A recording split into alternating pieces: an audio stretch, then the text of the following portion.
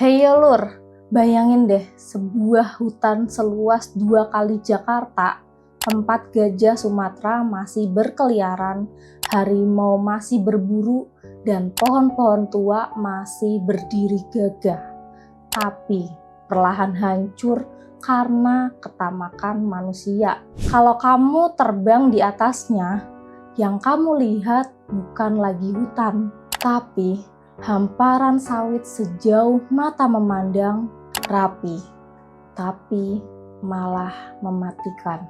Ini cerita nyata dari Riau, dari sebuah tempat bernama Teso Nilo, taman nasional yang katanya dilindungi, tapi pelan-pelan malah dirampas. Awalnya tuh tempat ini disiapkan buat menyelamatkan satwa langka, tapi lama-lama malah jadi tempat langka yang harus diselamatkan. Pemerintah sibuk bikin program pemeliharaan, di sisi berseberangan warga sibuk nanam sawit, perusahaan sibuk ngatur rantai pasokan, dan alam sibuk bertahan hidup dari sang perusak yang bernama manusia. Jadi, siapa sebenarnya yang menghancurkan Teso Nilo? Yuk kita bahas di Rudet.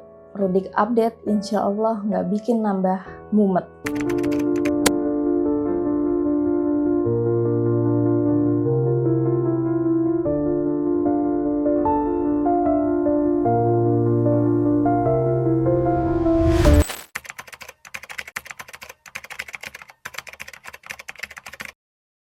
Taman Nasional Teso Nilo adalah sebuah taman nasional di Kabupaten Pelalawan, Riau. Awalnya, kawasan ini adalah kawasan hutan produksi terbatas milik negara. Tapi, karena kekayaan hayatinya yang luar biasa, lebih dari 360 jenis flora dan 200 jenis fauna, termasuk gajah dan harimau Sumatera. Akhirnya, pemerintah menetapkannya jadi Taman Nasional Teso Nilo pada tanggal 19 Juli 2004 dengan luas awal kurang lebih 38.576 hektar. Tujuannya ini untuk melindungi ekosistem hutan dataran rendah terbesar yang tersisa di Riau, serta menampung keanekaragaman hayati dan juga memulihkan habitat satwa langka seperti gajah Sumatera yang terancam punah karena perambahan hutan. Selain itu lur, Teso Nilo juga dikembangkan untuk memanfaatkan sumber daya alam secara lestari melalui ekowisata, penelitian, pendidikan, dan pelestarian budaya masyarakat lokal. Pada tanggal 15 Oktober 2009, Teso Nilo ini mengalami perluasan kawasan secara signifikan, menjadi kurang lebih 83.793 hektar. Tujuannya lur, untuk menjaga kehidupan satwa liar termasuk gajah Sumatera. Kalau ngomongin Teso Nilo nih, kita nggak akan bisa lepas dari penghuninya yang paling besar, yaitu gajah Sumatera. Tapi kenapa sih gajah itu butuh tempat tinggal yang sangat luas? Ada yang tahu? Jadi gini lur, karena gajah itu tuh kayak truk besar versi alam liar. Mereka makannya banyak, jalannya jauh, dan gak bisa diem di satu tempat aja. Ya bayangin aja deh, satu ekor gajah dewasa bisa makan sampai 200 kg per harinya. Ya kalau kawanan gajah isinya 20 gajah, ya udah tinggal kaliin aja coba. Nah, karena gajah ini butuh makan sebanyak itu lur, mereka juga butuh wilayah jelajah yang luas banget. Bahkan mereka tuh bisa menjelajah 48 sampai 80 km per harinya. Kotoran gajah yang sebagian besar berisi nutrisi yang tak tercerna, itu juga ada manfaatnya lur.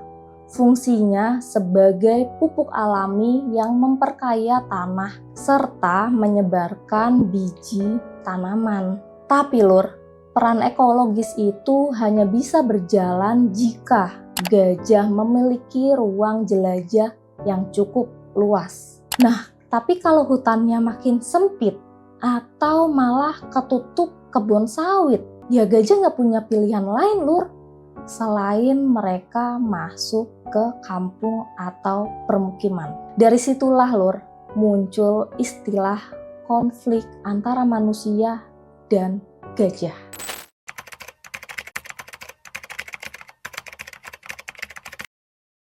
Dulu, waktu Tesonilo baru ditetapkan jadi Taman Nasional pada tahun 2004, kawasan ini tuh masih berupa hutan lebat banget Lur. Tapi jauh sebelum itu, bahkan sejak akhir 90-an, udah mulai ada nih orang-orang yang masuk ke kawasan Tesonilo. Mereka datang bukan buat ngerusak, tapi ya buat cari kehidupan. Banyak dari mereka perantauan Lur. Ada yang dari Sumatera Barat, ada yang dari Jawa, ada juga yang dari sekitar Riau sendiri. Awalnya sih cuma beberapa orang buka lahan kecil nanam padi, jagung, atau karet. Tapi begitu sawit mulai jadi emas hijau di Riau, pelan-pelan makin banyak orang-orang yang datang. Lucunya, beberapa bahkan punya surat tanah dari oknum tertentu. Padahal jelas-jelas itu tanah negara kan. Tapi Lur, karena populasi manusia di dalam kawasan Tesonilo makin banyak, malah terjadi konflik antara manusia dan gajah.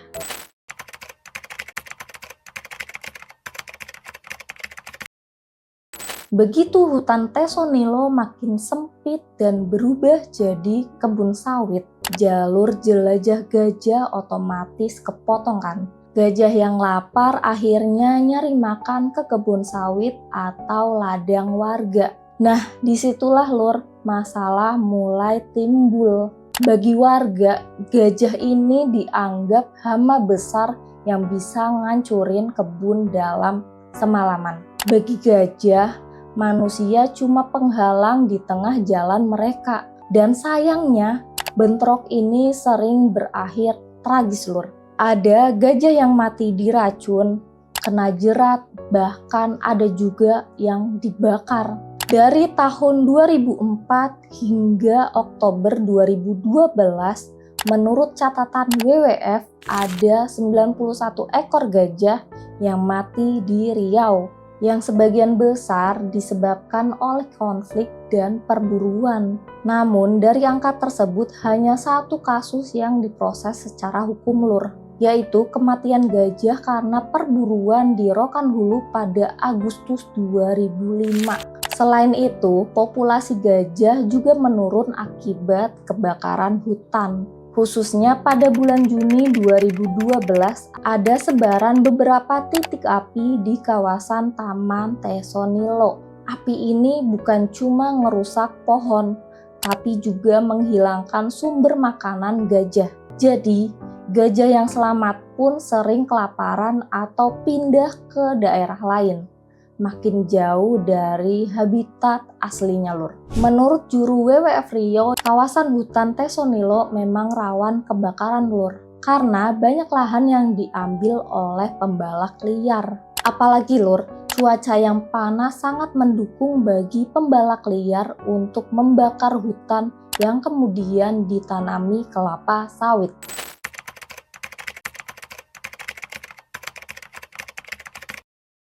Tahun demi tahun, pembalakan liar makin gila-gilaan Lur.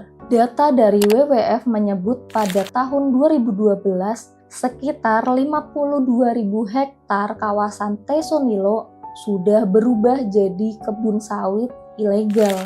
Bahkan Lur, selama beberapa dekade sejak ditetapkannya Tesonilo telah mengalami penggundulan hutan yang tak henti-henti, yang dipicu pembangunan perkebunan sawit di dalam Taman Nasional dan pembalakan liar. Penggundulan hutan di kawasan Tesonilo paling besar untuk dijadikan kebun sawit, Lur. Dan menurut data pemerintah pada tahun 2018 ada lebih dari 150 perkebunan sawit di dalam Tesonilo. Jalan yang awalnya dibangun untuk kegiatan kehutanan justru menjadi akses bagi penebangan liar dan pembukaan lahan. Pembukaan jalan yang menyertai pembangunan perkebunan juga membuka hutan bagi pemburu satwa liar. Menurut laporan tahun 2010 oleh Otoritas Tesonilo dan WWF Riau, penggundulan hutan yang meluas dimulai pada tahun 2001, Lur. Tepatnya setelah pembangunan jalan oleh PT Riau Andalan Pulp and Paper. Bahkan, Lur, banyak lahan kelapa sawit yang disahkan melalui hak guna lahan atau hibah lahan yang dikeluarkan oleh para pemimpin suku berdasarkan klaim wilayah adat. Lucu ya?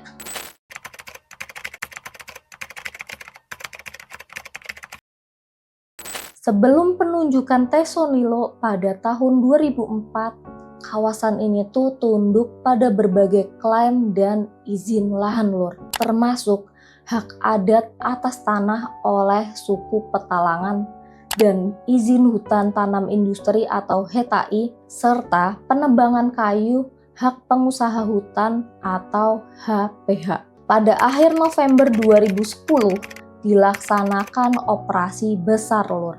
Sekitar 250 personil dari polisi, TNI, dan instansi perhutanan diturunkan untuk pembersihan sawit ilegal di kawasan Tesonilo. Ini tuh termasuk operasi signifikan yang pertama kalinya, Lur.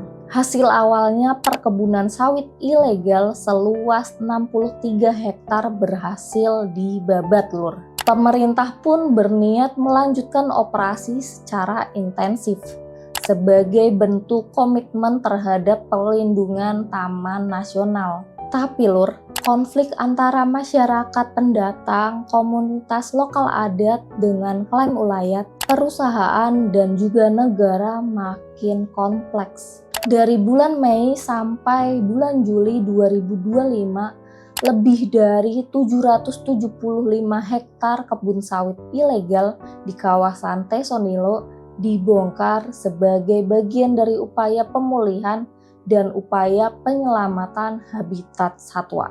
Pemerintah juga sempat berusaha melakukan relokasi warga dari dalam Taman Nasional, Lur. Sebelumnya pada tahun 2016 muncul program resolusi konflik sosial di Tesonilo. Hasil kolaborasi antara Kementerian Lingkungan Hidup dan Kehutanan, pemerintah daerah, dan juga LSM. Tapi, Lur, di lapangan pelaksanaannya tuh penuh drama. Ada warga yang mau keluar asal diganti lahan, ada yang nggak percaya sama pemerintah, ada juga yang merasa mereka justru penjaga hutan sebenarnya. Pada tanggal 10 Juni 2025, Satgas PKH melakukan penyegelan di area yang diklaim sebagai bagian dari Tesonilo. Satgas PKH ini memerintahkan masyarakat merelokasikan diri atau keluar mandiri dalam jangka waktu selama 3 bulan, Lur. Terhitung dari tanggal 22 Juni sampai tanggal 22 Agustus 2025. Dalam masa itu, Lur, kebun sawit yang berumur 5 tahun masih bisa panen. Tapi sawit yang di bawah usia 5 tahun dianggap sebagai perambahan baru. Tapi warga malah terkejut ketika plang penyegelan dipasang. Mereka mengaku sebelumnya petugas tuh hanya menyampaikan pendataan dan sosialisasi serta menyatakan aktivitas masyarakat tidak terganggu. Tapi kedatangan anggota Satgas PKH semakin intensif, Lur.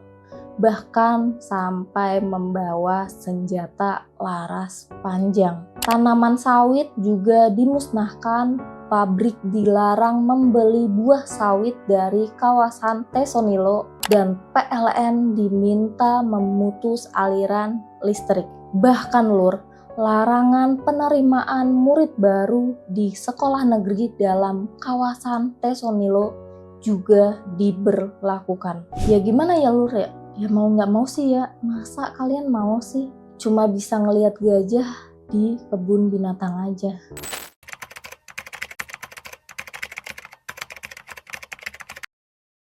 Tesonilo yang awalnya memiliki luas 83.793 hektar, sekarang cuma sekitar 12.561 hektar atau 15% yang masih berfungsi sebagai hutan alami Lur. Saat ini sekitar 85% tutupan hutan Tesonilo telah beralih fungsi menjadi perkebunan kelapa sawit dan pemukiman yang dihuni oleh sekitar 35.000 orang Lur. Pemukiman yang makin meluas ini tidak dapat dipisahkan dari tata kelola kehutanan yang lemah selama puluhan tahun, penegakan hukum yang terbatas, dan dukungan politik tersirat maupun tersurat dari otoritas setempat. Hal ini dibuktikan dengan diterbitkannya dokumen sipil seperti KTP, kartu keluarga, infrastruktur publik seperti sekolah, klinik, dan juga tempat ibadah, sertifikat tanah SHM, dan surat kepemilikan tanah SKT di pemukiman Tesonilo juga diterbitkan Lur. Karena migrasi dari luar Riau meningkat seiring maraknya penjualan tanah yang seringkali melibatkan oknum tidak bertanggung jawab. Waduh, ngeri nih. Siapa nih yang berani ngejual tanah pemerintah? Nggak. Bahkan Lur, meski telah dilakukan kampanye penyadaran dan tindakan arus masuk pendatang dan perluasan perkebunan kelapa sawit terus berlanjut. Perkebunan kelapa sawit di kawasan Tesonilo telah berkembang menjadi rantai pasokan terpadu yang mendukung industri kelapa sawit di Riau, mulai dari pemodel dan penyedia peralatan hingga pemasok benih, pupuk, dan pembeli tandan buah segar atau TBS. Sehingga Lur, ada 6 desa yang terdampak penertiban kawasan hutan Tesonilo, yaitu Segati, Bukit Kusuma, Bondai, Lubuk Kembang Bunga, Air Hitam, dan juga Bagan Limau. Warga juga menilai proses penegakan hukum seharusnya lebih menyeluruh, termasuk menelusuri kelalaian pemerintah kehutanan, pelanggaran oleh perusahaan, peran pihak lain dalam hilangnya kawasan Tesonilo. Bahkan Lur, sampai sekarang warga yang berkebun sawit dan bermukim di kawasan Tesonilo tetap menolak relokasi. Waduh, kalau menolak relokasi dari pemerintah, tapi kalau nanti direlokasi oleh alam, gimana hayo? Dalam konflik berkepanjangan ini Lur, warga bahkan menawarkan resolusi. Mereka bersedia membayar 500.000 per hektar per tahunnya, asalkan tidak direlokasi dari lahan tempat mereka menggantungkan hidup. Waduh. Ini maksudnya gimana ya Lur? Dia nggak mau direlokasi, tapi mau bayar per tahunnya. Jadi kayak nyewa hutan ya. Magic. Juru bicara warga Tesonilo yang bernama Abdul Aziz mengatakan pemerintah sebaiknya mengambil alih 75.000 hektar dari lahan hutan tanaman industri milik perusahaan di sekitar Tesonilo. Menurut Abdul Aziz, ada 13 perusahaan yang menguasai lahan sekitar 153.000 hektar di kawasan Tesonilo Lur.